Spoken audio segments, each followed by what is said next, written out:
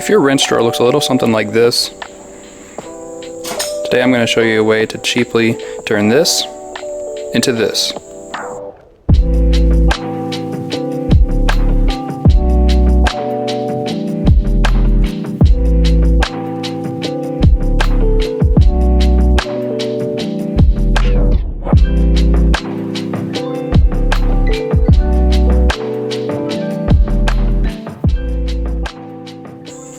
Items you'll need for this project, at least that I recommend, are vice grips, some needle nose pliers, and some sort of tool for snipping. Obviously, a table to potentially work on. You can do it on the floor if you want, but a tube or pipe similar to this, and a way to firmly secure it, like this table setup that I have. And the star of the show is some 12 gauge solid core copper wire. You can buy it either in a big spool, or you can buy it measured and cut out at like a Home Depot or Lowe's, which is what I've done. This entire roll right here, I think it was about 8 to 10 yards, and it was only a couple bucks. I did the math on what's cheaper, buying it by the yard or buying it in a spool already, and it came out to, at least at the Home Depot that I was visiting, cheaper per foot to buy it pre-measured out. So that's up to you. And a lot of the way that we're going to be doing this project today can be done multiple ways. You don't have to necessarily do it the same way. So take it with a grain of salt that you need these things. All right, let's dive into it. I got this tube or this pipe off of an old antenna, just a piece of scrap that I have, and I kind of like that it's got this thinner dimension and this thicker dimension. There's even a kind of a medium dimension or medium diameter on the other side that I could use if I ever needed to. But for most of the things that we're doing in this project, I found that this slim diameter is just fine. It's roughly an inch in diameter. You can experiment as needed. I think this larger diameter is about an inch and a half maybe, and just for my needs I felt like it was too large. So what we're going to do is we're going to take the copper wire, set it like this, take our vice grips, and tighten those a little bit. We're going to secure it to the pipe, or to the tube, and then we're just going to start wrapping. While you do this, just make sure to be pulling as much as you can to make sure that the copper is deforming properly and is going to retain its shape. So we're just going to go and go. And I know that I need to do this 14 times because I have 14 wrenches. So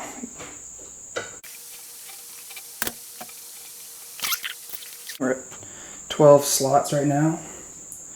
15. I might have the perfect amount for this. Might have got real lucky. I've already done it a couple times, and this is my third one, so this is just a leftover from a roll. All right, let's see now. 1, 2, 3. Go ahead and let it loose. 1, 2, 3, 5, 6, 7, 8, 9, 10, 11, 12, 13, 14. So it's even, yeah, so that'll be perfect. I'm just going to kind of scrunch it up as much as I can, press it into itself to get it to compress a bit. Okay, and take off the grip, take it off. You got that little bit that's kind of squished right there, and that's totally, planned for that. So I'm just going to snip that off. And this little bit on the end that didn't quite coil properly, I'm going to take that, just snip it off. Okay, so you can really see how tight the coil is. It's okay that this side's not as tight as the other, since we're going to put the largest wrench in that side, but just wanted to give you a close-up of how tight this gets and how it retains its shape for the most part, with just slight deformation like that. Alright, I'm going to roll out another one, and we'll start back in a second.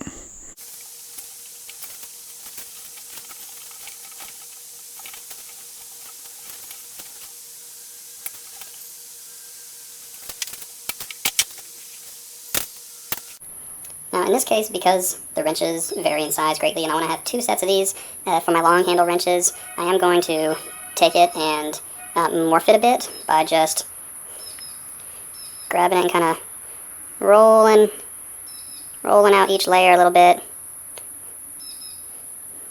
does take some practice. Either way, you can't really mess up because you can always fix it later. See, like, it's already doing this kind of weird spiraling, but that's okay, because when you actually have the wrenches in it, it'll kind of correct itself, or you can just bend it. So, do a little bit more than this. Not beautiful, but, you know, play with it, get it as good as you want it. That's going to be pretty much good enough for me. I'll try it once I have the wrenches in. If it needs adjustment, then I'll be doing that. Wanted to go ahead and do this while I still have the wrenches out, since I won't be able to once I put them all away neatly.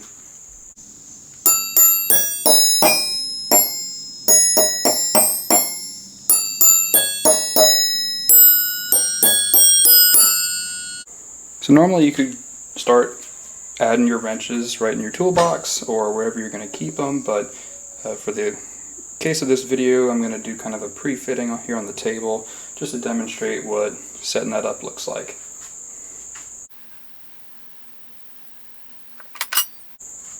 Also, I want to note that if you've got wrenches that have a slight angle like this, like most wrenches, this half is going to lay a little bit flatter because you've got the protrusion here. So just something that I noticed and you might want to keep in mind.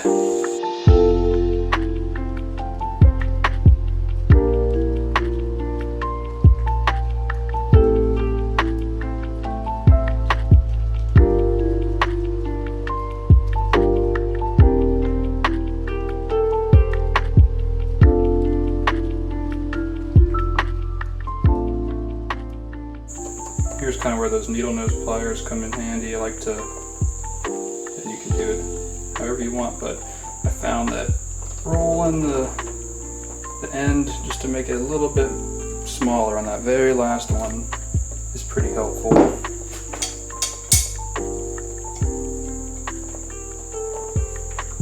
As well as for the one in the rear, I like to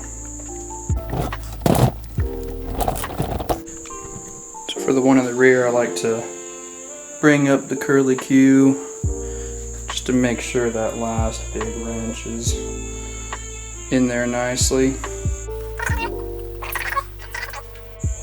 Just going to do that curly Q action to the front now. Make one more snip.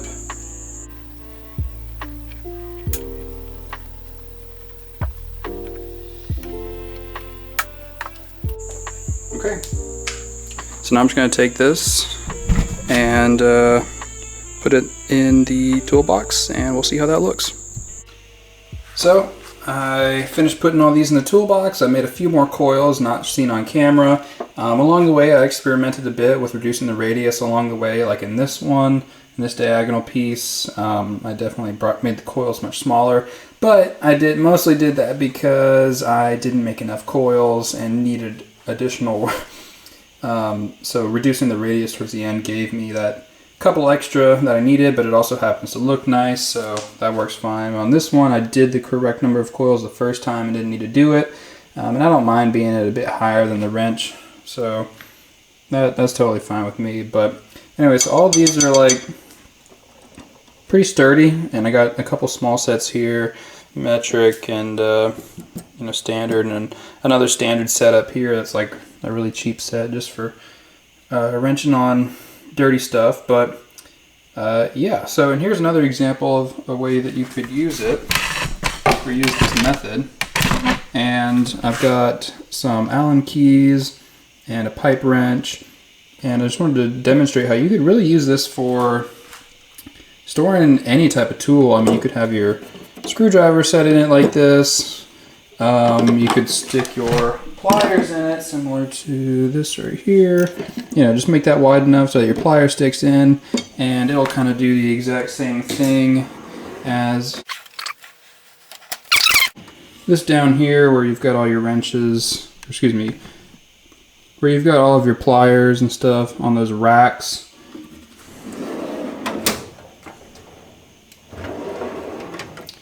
So yeah, I'm just gonna go ahead and put these in here.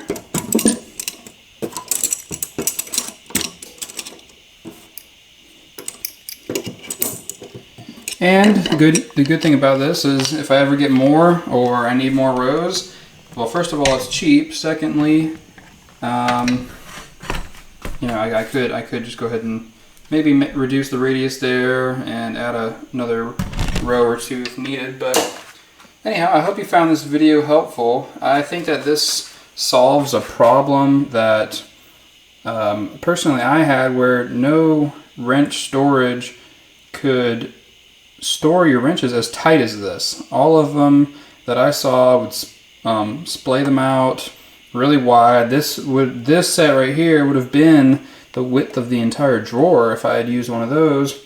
And I got some things from Harbor Freight, and even tried this one system from Home Depot, and none of them none of them could do it as efficiently as this. And I don't mind. I like how the wrenches come out. It's really easy. Put them back in. And so it solved a problem that I had with other storage solutions. And if you want to, you can use different wire colors. If you wanted to maybe make your metric blue and your standard red, you could also simply spray paint yourself. But since I'm going to be using this toolbox frequently, I'm going to know which is which. And I kind of like just the white on top of my local Home Depot. Pretty much only had a few colors. I think it was white and brown, and I did not want to do brown. But in any case, I'm going to attach a link to the gentleman that I got this idea from. I'll admit it wasn't my own. And he does an excellent job of running through why he chose 12 gauge instead of 14 or 10. 10 being that it just doesn't hold its rigidity as well, and 10 being that it's so rigid that it's really difficult to form. And while it is better if you can form it into the correct shape, it is so difficult to do you may not get the best shape. But yeah, so I'm going to have a link in the description to his video, and let me know in the comments, or tag me in something where maybe you did this project on your own, or you've got a better idea. And I think the sky is the limit for what you can do with this concept. And I'd like to check out what y'all maybe do with it. Thank you so much, and have a good rest of your day.